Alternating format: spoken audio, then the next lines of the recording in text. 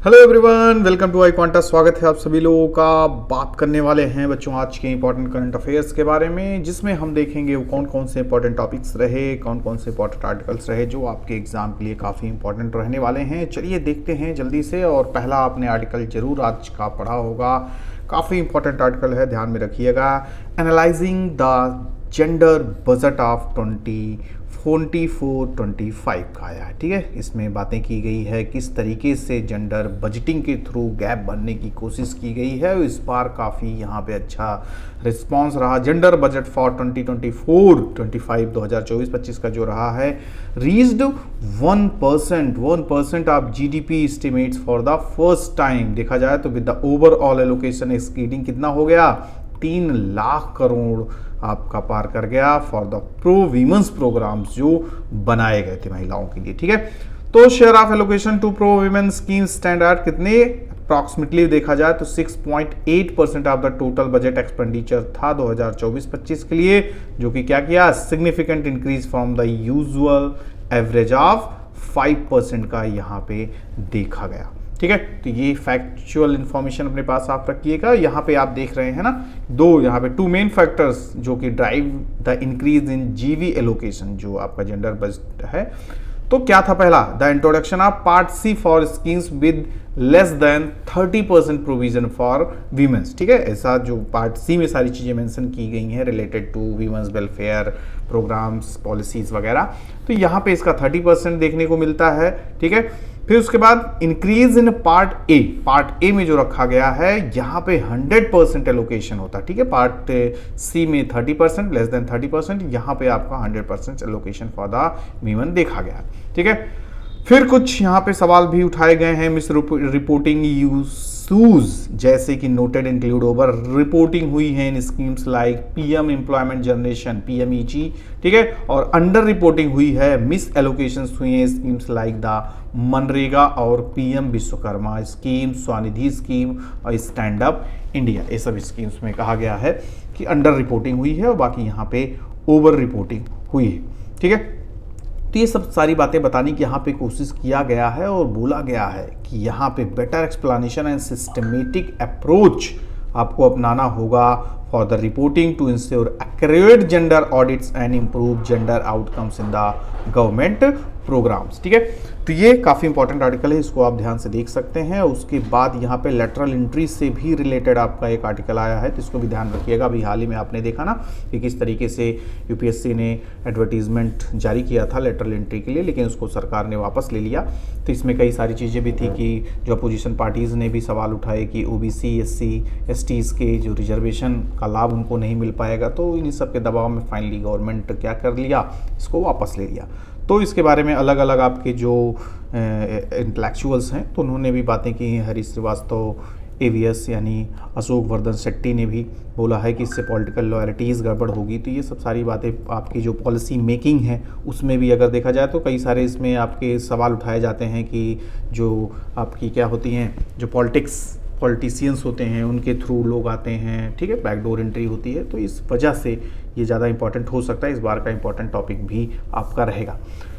फिर अभी हाल ही में आपने देखा, कल की ही न्यूज़ है, 12 न्यू स्मार्ट सिटीज़ बनाए जाएंगे। मेनली देखा जाए तो इंडस्ट्रियल कॉरिडोर के रूप में इसको देखा जा रहा है। ठीक है, जिसमें कहा जा रहा है कि 10 लाख नए जॉब मिलने वाले हैं और इनडायरेक्टली देखा जाए तो 30 लाख जॉब मिलने वाले हैं। ठीक है, जो टोटल यहाँ पे एस्टिमेटेड टोटल कॉस्ट वगैरह इसका रखा गया लगभग 28,000 करोड़ रखे गए हैं। और ये 10 स्टेट में जो आपका कॉरिडोर बनेगा, इंडस्ट्रियल स्मार्ट सिटीज़ बनने वाली हैं, तो 10 स्टेट्स को टारगेट रखा गया है, वहाँ पे ये बनाया जाए। इसका मैपिंग वगैरह आप देख सकते हैं ना, यहाँ पे देखिए आपका दिया भी है। आपके जो यूनियन मिनिस्टर अश्विनी वैष्णव हैं, इन्होंने ही बोला कि ये प्रोजेक्ट जो होगा will be इम्प्लेंटेड across 6 industrial corridors, जिसमें कि अमृतसर, कोलकाता, दिल्ली, मुंबई।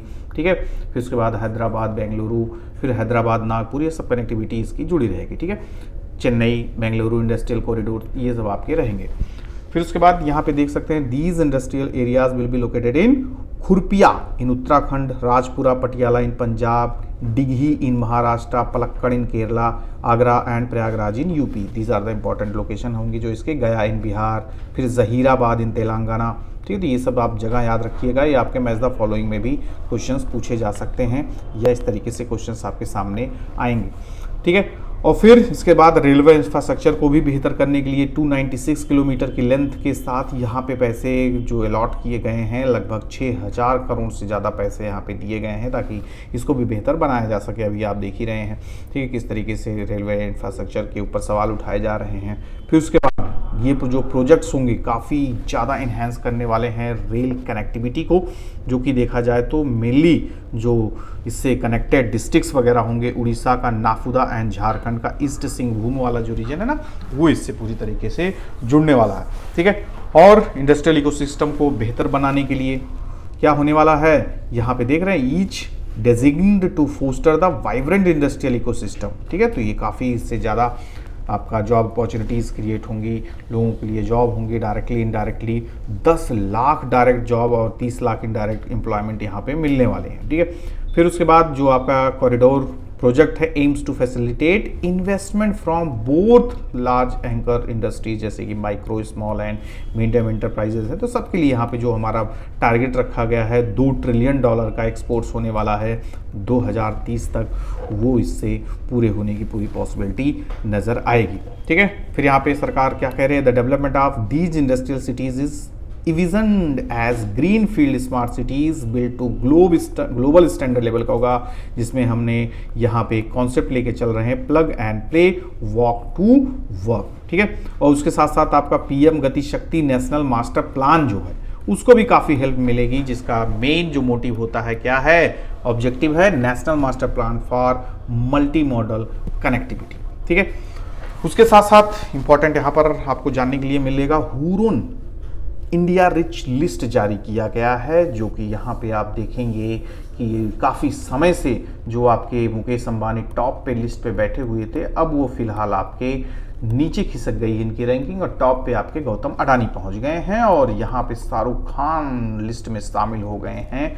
तो ये आप देखेंगे वो बहुत ही ज़्यादा यहाँ पे जो देखा जाएगा डेटा आपको देखने को मिलेगा, चौंकाने वाला मिलेगा, ठीक है।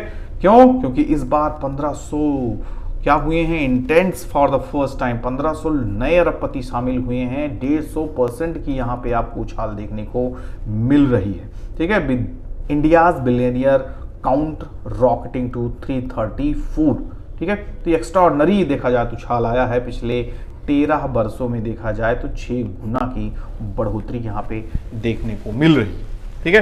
गौतम अडानी जो फाइनली यहाँ पे टॉप पे बैठे हुए हैं, 95% लिखा जाए तो इनकी जो संपत्ति थी दुगना बढ़ गई है, ठीक है। While Mukesh Ambani slides to the second position.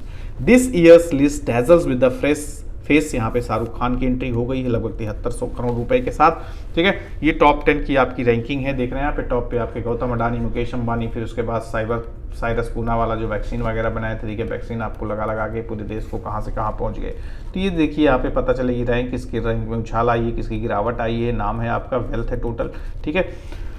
95% changes आए, सबके यहाँ पे चेंजेस भी आपको दिखाए गए हैं, कौन सी कंपनी है, ठीक है, और फिर इनकी एज वगैरह, उसके बाद इनका कहाँ पे निवास स्थान है, ठीक है।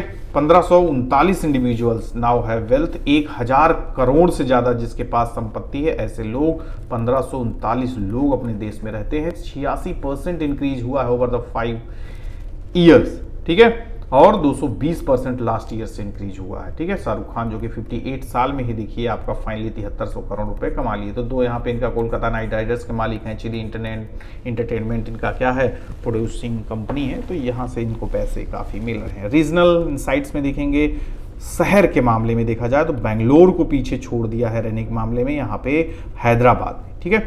उसके बाद 17 नए इंटेंट्स शामिल हुए हैं। Mumbai remains the leading city, आप 386 बिलियनियर के साथ मुंबई सबसे टॉप पे है, ठीक है। उसके साथ साथ दिल्ली में 217 आपके बिलियनियर्स हैं, ठीक है। तो ये सब सारे आपके इंपॉर्टेंट फैक्ट हैं, देख सकते हैं एग्जाम में पूछे। कुछ नए चेहरे भी आपके देखिए शामिल हुए हैं, यंगेस्ट एंड ओल्डेस्ट। तो सबसे यंगेस्ट आपके 21 साल की उम्र में आपके जो बिलियनियर्स बन के आए हैं, फिर $5 बिलियन के साथ। जेप्टो पे आप जो हर चीज़ ऑर्डर करते रहते हो ना, देखिए ऑर्डर करते करते ये कहाँ से कहाँ पहुँच गए, ठीक है। $5 बिलियन इनकी संपत्ति हो गई है। उसके साथ साथ 95 years old, the name is हैनवेंटवेर कौर सहाय, ठीक है, सहानी, ठीक है। इनकी 95 साल उम्र है और ये फाइनली बिलियनियर की लिस्ट में आ गए। कुछ नए चेहरे भी आए हैं। आनंद चंद्रशेखरन 45 साल की उम्र में फर्स्ट एंजल इन्वेस्टर होके लिस्ट में इन्होंने जगह बना ली है 1200 करोड़ संपत्ति के साथ। ठीक है, फिर उसके बाद एडिशनल फैक्ट्स वगैरह भी यहाँ पे देखिए आपके शामिल किए गए हैं, और उसके साथ साथ ये 13वीं एनिवर्सरी वगैरह है। ठीक है, किसकी, आपके हुरन लिस्ट की। तो top Indian cities by billionaire population, Mumbai देखिए सबसे टॉप पे है 386 बिलियनियर के साथ। 25% इंडियंस के बिलियनियर यानी 1/4 आपके कहाँ रहते हैं, मुंबई में ही रहते हैं। फिर दिल्ली हो गया, हैदराबाद हो गया, बेंगलुरु, ठीक है, फिर उसके बाद चेन्नई, कोलकाता, पुणे, सूरत और गुरुग्राम। तो ये सब आपके इंपॉर्टेंट सिटीज़ हैं जो सबसे ज़्यादा बिलियनियर्स हैं। सबसे ज़्यादा कहाँ है, मुंबई में है जो 386 बिलियनियर्स है, 25% ऑफ द इंडियाज बिलियनियर, देख रहे हैं ना। फिर उसके बाद 18 हैं आपके नए ऐड हुए हैं इस बार दिल्ली के अरबपतियों की सूची में, और फाइनली शाहरुख खान भी आपके एंट्री कर ही गए हैं। तो किंग खान है भाई, कुछ भी कर सकते हैं, मेहनत किए हैं और उन्होंने साबित किया है कि मेहनत से सब कुछ पाया जा सकता है। तो इम्पॉर्टेंट करंट अफेयर्स के आर्टिकल्स एक बार आप ओवरऑल पेपर भी अपना देख लिए होंगे, हाईलाइटेड आपके पास भेज ही दिया हूँ, तो उसको भी एक बार देख लीजिएगा। बाकी मिलते हैं नेक्स्ट सेशन में। चैनल को जरूर सब्सक्राइब कीजिए और शेयर भी कीजिएगा सेशन को, ताकि ज़्यादा से ज़्यादा लोगों को इसका लाभ मिल सके। मिलते हैं गाइस नेक्स्ट सेशन में, तब तक के लिए bye bye, take care to all of you, good luck.